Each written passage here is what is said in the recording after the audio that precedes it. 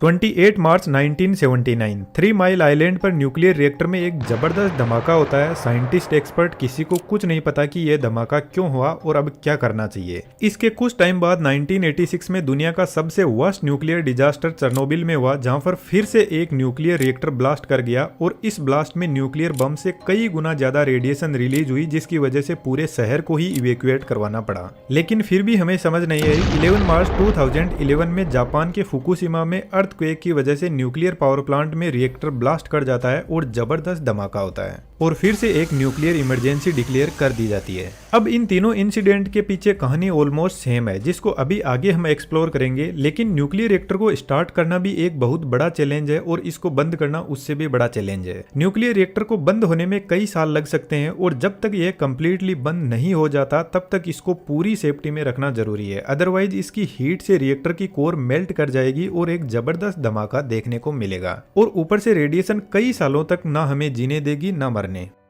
ऊपर बताए हुए इंसिडेंट के पीछे का रीजन थोड़ा डिटेल से समझते हैं और पता करते हैं क्यों न्यूक्लियर रिएक्टर को बंद होने में कई साल लग जाते हैं और इंडिया ने यहाँ पे सेफ्टी को ध्यान में रखते हुए एक अलग टाइप का रिएक्टर डिजाइन किया है, जिसको भी समझेंगे। न्यूक्लियर रिएक्टर में एनरिच्ड यूरेनियम 235 को एज ए फ्यूल काम में लिया जाता है और यूरेनियम 235 गर्लफ्रेंड की तरह एकदम गुस्से से भरा हुआ रहता है और जैसे ही इसको थोड़ा सा भी यदि पूछ लिया कि क्या हो गया तो यह फिर अनस्टेबल हो जाएगा और भयंकर एनर्जी रिलीज करेगा। लेकिन इसको स्टेबल करने के लिए हमें कुछ एक्सटर्नली भी ऐड करना पड़ता है, जिसको न्यूट्रॉन बोलते हैं और न्यूट्रॉन को ऐड करते ही यह अनस्टेबल हो जाएगा और 2 एटम में टूट जाएगा और जब यह 2 एटम में टूटेगा तो जबरदस्त एनर्जी रिलीज होगी और साथ में 3 न्यूट्रॉन भी निकलते हैं। यह 3 न्यूट्रॉन आगे और यूरेनियम 235 के एटम को जाकर अनस्टेबल कर देंगे और वह भी इसी तरीके से एटम में टूट जाएंगे और एनर्जी रिलीज होगी। इस तरीके से यहाँ पर चेन रिएक्शन स्टार्ट होती है। हर बार जब एटम टूटते हैं तो न्यूट्रॉन्स निकलते हैं और न्यूट्रॉन और आगे एटम्स को तोड़ते जाते हैं। इस प्रोसेस को न्यूक्लियर फिजन बोलते हैं। यहाँ पर जो चेन रिएक्शन चल रही है यह सेल्फ सस्टेनेबल होती है। एक बार इसको स्टार्ट करवा दो फिर यह अपने आप चलती रहेगी।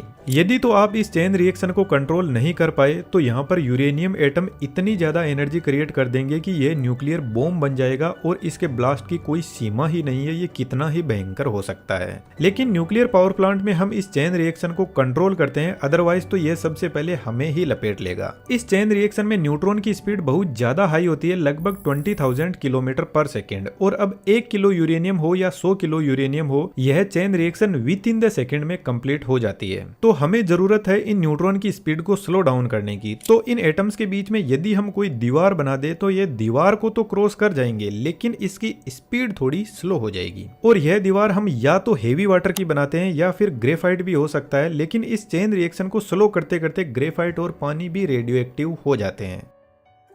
अब ये जो चेन रिएक्शन होती है ये ग्राउंड में खुले में नहीं होती है। ये तो मैंने जस्ट सिंप्लिसिटी के लिए आपको एटॉमिक लेवल पर समझाया है, लेकिन असली गेम अब शुरू होता है। यूरेनियम को सबसे पहले छोटे छोटे पैलेट्स में सेट करके जिरकोनियम एलॉय की ऐसी स्ट्रॉन्ग ट्यूब में रखा जाता है और ट्यूब का एक बड़ा बंडल बनाया जाता है। इस जिरकोनियम की टेम्परेचर रेंज 1800 से 4500 डिग्री सेंटीग्रेड तक की होती है, लेकिन यूरेनियम के सामने यह कुछ भी नहीं है। यह एक न्यूक्लियर रिएक्टर की कोर है जिसमें इन फ्यूल बंडल्स को रखा जाता है और बाद में यहाँ पर पानी को भर दिया जाता है। पानी यहाँ पर एज ए मॉडरेटर का काम कर रहा है। यहाँ पर जो चेन रिएक्शन चलती है उसको कंट्रोल करने के लिए ग्रेफाइट के ऐसे रोड लगाए जाते हैं और इतना सब करने के बाद में न्यूक्लियर रिएक्टर को कंप्लीटली पैक कर दिया जाता है। इस रिएक्टर को पैक करने के बाद में 5 to 7 ईयर्स तक इसको खोलने की भी जरूरत नहीं है। इसको फ्यूल की और भी ज्यादा लाइफ हो सकती है, यह डिपेंड करता है हमने किस टाइप का फ्यूल काम में लिया है। इस रिएक्टर की पैकिंग कोई नॉर्मल फ्लिपकार्ट अमेजन जैसी नहीं है। रिएक्टर के चारों तरफ 2 मीटर विड्थ की दीवार बनाई जाती है जिसमें बहुत सारी लेयर कंक्रीट और स्टील की होती है।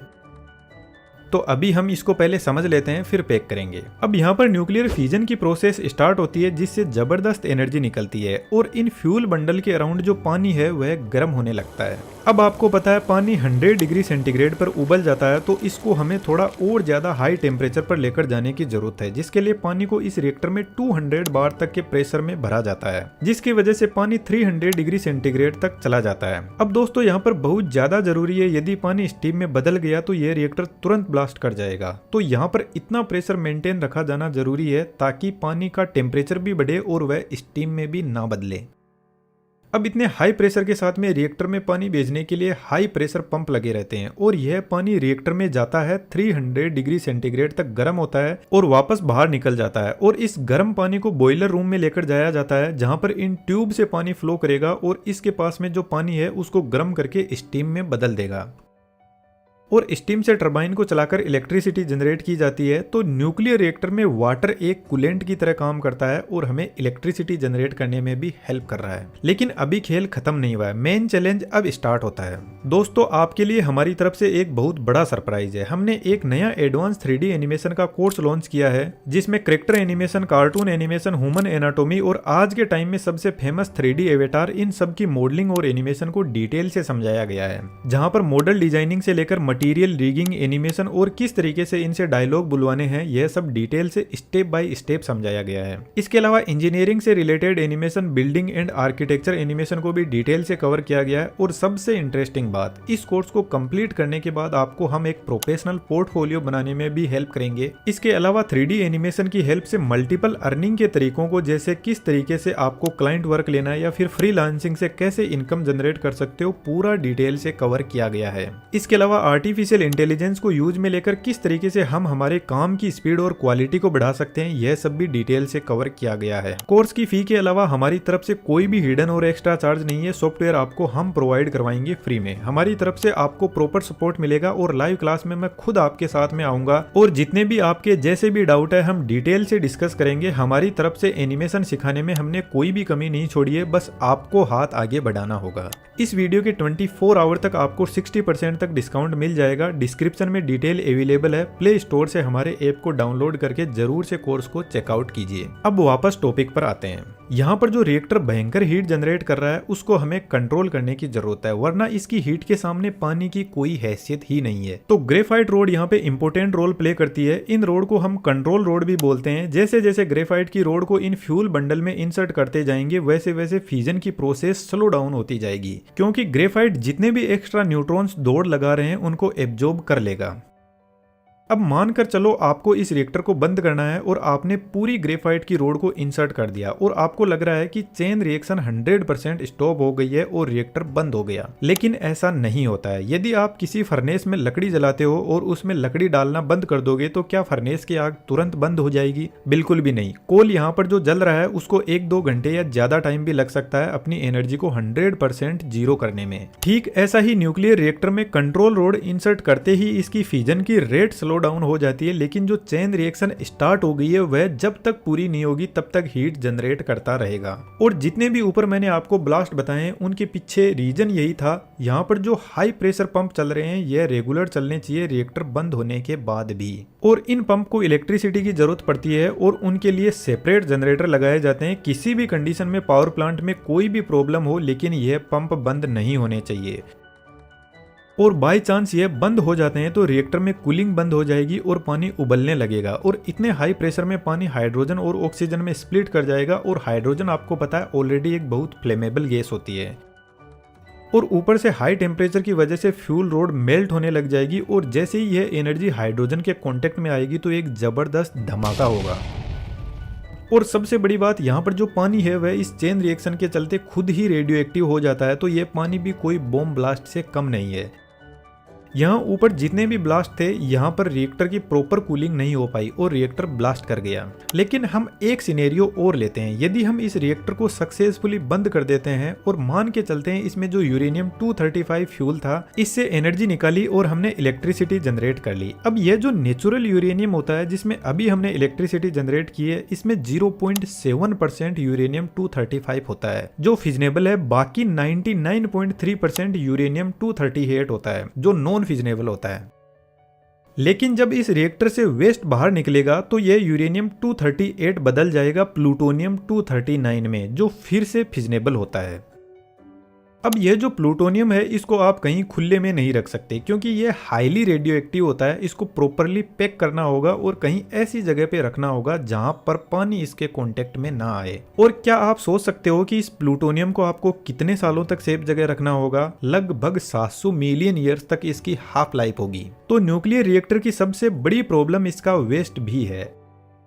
अब इंडिया ने अपना यहाँ पे अलग दिमाग लगाया। हमारे पास में यूरेनियम 235 तो है नहीं, यह हमें बाहर से खरीदना पड़ता है। लेकिन थोरियम हमारे पास में फुल कैपेसिटी में है वर्ल्ड का 25%। लेकिन थोरियम के साथ में प्रॉब्लम है कि ये फिजिनेबल नहीं होता है, यानी इसमें चेन रिएक्शन को स्टार्ट करना एक चैलेंजिंग टास्क है।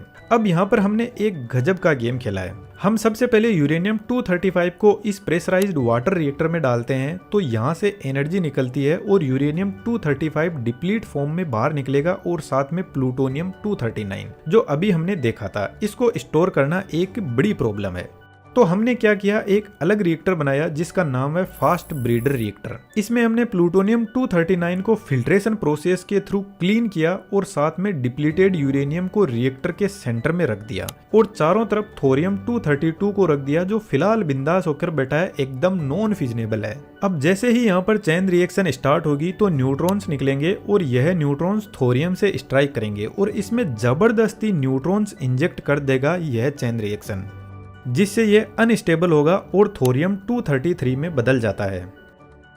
बेसिकली कहा जाए तो यहाँ पर जो मिक्स्ड ऑक्साइड है वह थोरियम को ब्रीड करता है और यहाँ से जो एनर्जी निकलती है उससे इलेक्ट्रिसिटी भी जनरेट कर लेते हैं। अब इस अनस्टेबिलिटी से यह अपने चारों तरफ रेडिएशन फैलाने लगेगा, जिसको बीटा डीके बोलते हैं। यहाँ पर 2 बार बीटा डीके होता है, पहले थोरियम 233 बदल जाएगा प्रोटेक्टियम में, फिर बीटा डीके होगा और लगभग 27 डेज बाद इस फास्ट ब्रीडर रिएक्टर से यूरेनियम 233 निकलता है, जो एक फ्यूल है और इंटरेस्टिंगली यह फिजिनेबल भी है, यानी इसमें चेन रिएक्शन स्टार्ट हो सकती है सेम यूरेनियम 235 की तरह। और इसको हम न्यूक्लियर रिएक्टर में फिर से रिएक्शन करवा के एनर्जी निकालते हैं। लेकिन यहाँ पर हमें एडवांस हेवी वाटर रिएक्टर चाहिए, इससे पहले वाले से काम नहीं चलेगा। और यहाँ से फिर से इसका जो एग्जॉस्ट बचता है उसको वापस से ब्रीडर रिएक्टर में भेजा जाता है और फिर से वही प्रोसेस चलती है। यहाँ पर हमने एक और जबरदस्त चेंज किया है। इस ब्रीडर रिएक्टर में एज ए मॉडरेटर पानी की जगह लिक्विड सोडियम को यूज में लेते हैं, जो 600 डिग्री सेंटीग्रेड तक लिक्विड फॉर्म में होता है। तो हमें यहाँ रिएक्टर के अंदर हाई प्रेशर क्रिएट करने की जरूरत नहीं है। लेकिन सोडियम को मैनेज करना भी आसान काम नहीं है, इसको ना आप खुले में रख सकते हो ना आप पानी में रख सकते हो। तो सोडियम अपने आप में फिर से एक चैलेंजिंग टास्क है। अब पास्ट में जितने भी न्यूक्लियर रिएक्टर में ब्लास्ट हुए हैं उनसे हमें इतना समझ आ गया कि इस रिएक्टर को कभी भी बंद करना पड़ा तो इसमें कूलिंग जरूरी है, इसलिए इसमें हमने एयर कूलिंग प्रोवाइड की है और इसके लिए किसी भी इलेक्ट्रिसिटी की जरूरत नहीं पड़ेगी। यहाँ से गर्म एयर ऊपर की तरफ जाएगी, रेडिएटर में ठंडी होगी और रिएक्टर को कूल करती जाएगी। अब आपको इतना तो समझ आ गया होगा कि न्यूक्लियर रिएक्टर की प्रोसेस काफी ज्यादा कॉम्प्लिकेटेड होती है और हमें 70 ईयर की रिसर्च लगी और अभी हम ब्रीडर रिएक्टर तक ही पहुंच पाए हैं। अभी इसमें हमें और भी बहुत टाइम लगेगा। तो उम्मीद करता हूं दोस्तों न्यूक्लियर रिएक्टर के बारे में आपके सभी डाउट क्लियर हुए होंगे। हमारे बेहतरीन 3D एनिमेशन के कोर्स को जरूर से ज्वाइन कीजिएगा, आपकी क्रिएटिविटी का लेवल एकदम एडवांस लेवल पर पहुंच जाएगा। हमारी तरफ से आपको एनी टाइम पूरा सपोर्ट मिलेगा। Thank you.